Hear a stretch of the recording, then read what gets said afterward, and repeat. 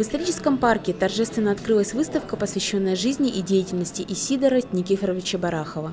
Мультимедийная выставка «Вся жизнь служения своему народу» посвящена 125-летию Исидора Барахова, выдающегося государственного общественно-политического деятеля Якутии начала XX века.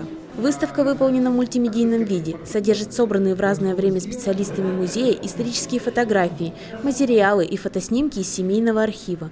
Инициаторами создания экспозиции выступили Музей государственности имени Барахова в Верхневилюйском УУСе совместно с музейным комплексом «Моя история».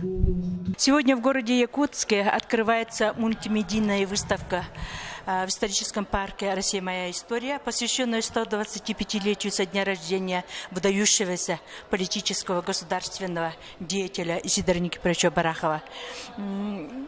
Чем эта выставка примечательна? Дело в том, что Исидор Никифорович Барахов был одним из первых молодых руководителей, отстоявших автономную Якутию.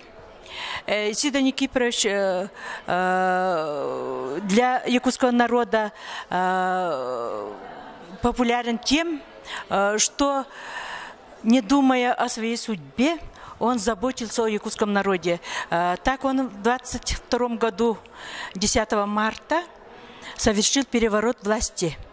Благодаря этому перевороту якутский народ уцелел в той страшной борьбе за власть, когда друг друга стреляли родные люди, отец на сына, сын на отца.